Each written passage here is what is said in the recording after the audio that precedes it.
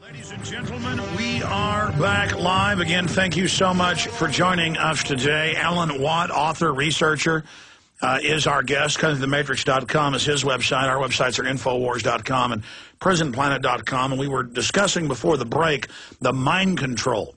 The way that they have Geraldo Rivera with the Marine Corps colonel admitting that our forces helped grow the opium, and CIA aircraft are constantly caught with cocaine and heroin on board, and it's an open secret and came out congressional hearings. The government ships the drugs in. But now they just come out and admit they're growing it. And they come out and admit the CIA is putting out fake bin Laden videos. And they use the exact same replay of propaganda about Iran having nukes, just like Iraq supposedly did. And it comes out that Rahm Emanuel in mainstream, NBC, was getting kickbacks with Blagojevich, and that BP was paying illegally for his apartment. And no one gets in trouble. And it's just setting the precedent that, yes, it's just like a pimp breaks a prostitute. He gets her, he beats her up. You know, they have that HBO special about pimps, and they say, what do you pay your whores? I pay her nothing. And she likes it. Maybe I give her some fried chicken every once in a while. And there was a case we talked about in that same documentary where the prostitute's been hit by a car. She's almost dead. And her mother's there going, oh, my baby. And the pimp comes in all arrogantly. And she says, oh, baby, I'm going to get back up for you. I'm going to get back off out of this bed. I'm going to make you that money, baby. I'm going to do everything I can for you. And he's like, that's right. You better. And the woman just grovels. And I don't know what it is about the psyche, but many women, they like the bad guy in high school. I didn't know to a certain extent I was seen as the bad guy, but the point is that really the bad guy.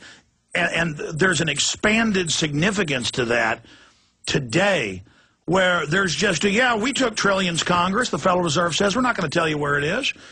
And it comes out in the Chicago Tribune that DynCorp and Halliburton have been caught running giant child kidnapping rings, and nobody gets in trouble. And it comes out that all of this is happening, and it's incredible. What do you call that scenario that I call the pimp game? I mean, how would you quantify that in Alan Watt terminology, Alan?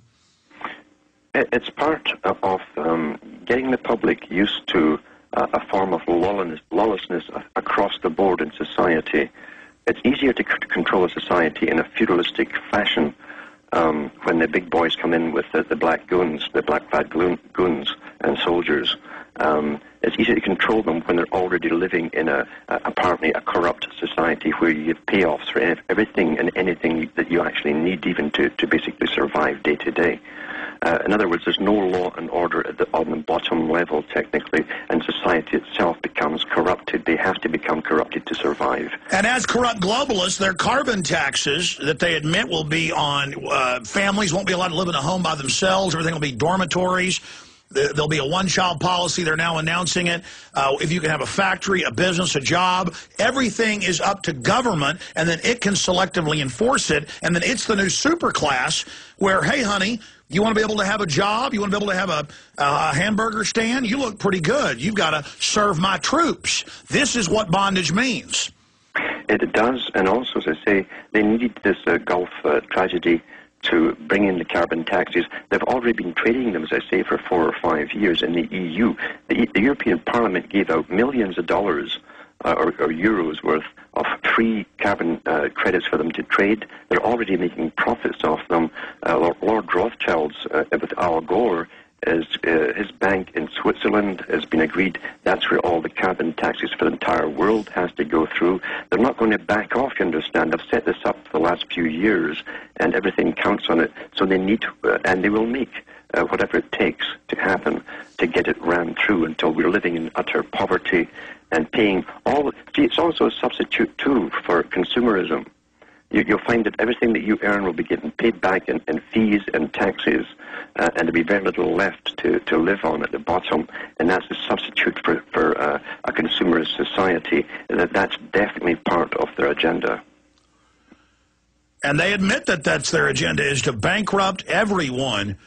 But the good news is, as you said, their carbon tax is in trouble, their wars are in trouble, their agenda on every front is in trouble, and that's why the FCC in the U.S. has now announced the Australian-style plan a black box in the home that both spies on you and regulates what you can watch.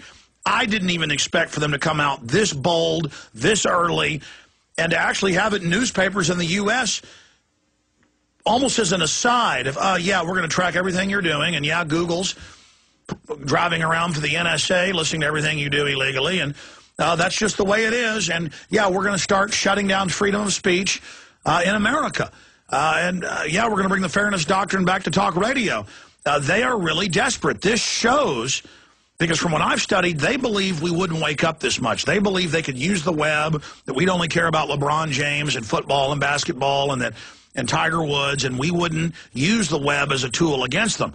Now they see that we have used it, and as Jay Rockefeller said in a Senate hearing, we would have been better never inventing the Internet. So they've clearly made the decision to start shutting it off. And it appears they're going with a bold, quick way to do it. I don't see that going well for them, Alan.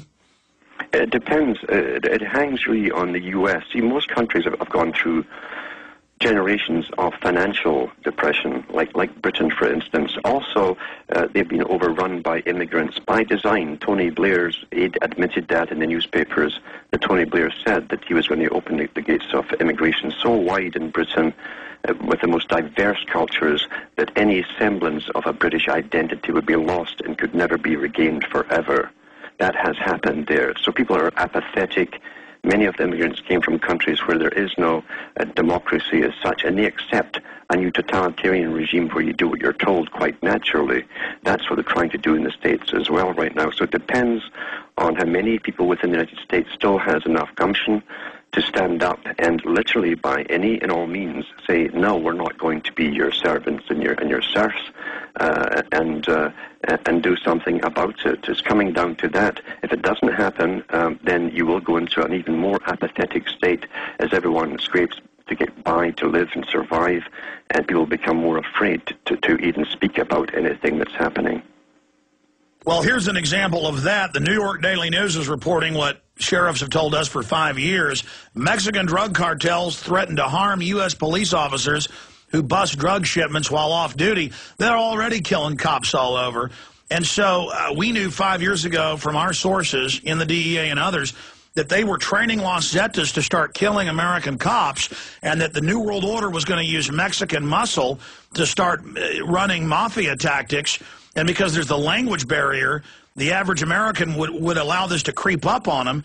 And now this has been done, and here it is in the New York Daily News. I mean, we are really going under a total mafia government. Mm-hmm. Yeah, and it is a style like that. You've also got a terrible problem, too. As society gets more and more degraded and they lose their morality, they lose their ability to all have a common idea of the rights and wrongs within that society. You have a massive problem with cops on the take in all the big cities. But if you won't take the take, they threaten to kill your family. I mean, and the feds are covering this up and funded this. The CIA is running this. This is the death of America.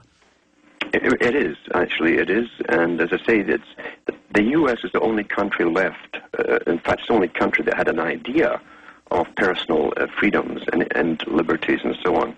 No other countries had that. So it all hinges on what happens within America. If they succumb to it quietly, then it's all over. If they make a real ruckus about it and become very adamant and staunch and firm, immovable in their demands, then they may be listened to. And even then, the big boys at the top, who are not stupid whatsoever, will try and find ways around it. It really is that serious, Alex. Within the next 5 years, you won't recognize society at all if it goes any further, because they've laid out their agenda to the totalitarian system that's planned here, a new serfdom. Ration cards eventually will be introduced.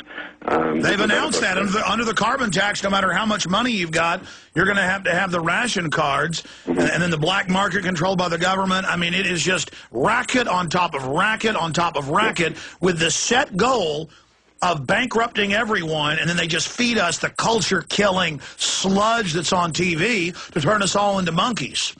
Yes, and also, too, and this rationing that's coming along, they already have a form of this for the wealthy elite themselves and those who get into politics. You get access to the true natural food and organically grown food that it doesn't even come in contact with the sprayed skies, the chemtrails. They get access to this, and so the goody two-shoes ones will get access to the better rationing. The rest of us will die off with the Monsanto, GMO, and heavily toxically sprayed stuff. So that's part of the agenda, is they take down society and the numbers within our societies. And then meanwhile, every day, new major government, industry, university, medical center reports, every GMO food has the side effect, no, that's the main effect, of sterilizing, hurting the rats within 3 generations. They're totally sterile, hair growing out of their mouths, deformed. We see fetal birth weights way down. Fetal birth rates are way up in the United States. The honeybees are dying from it.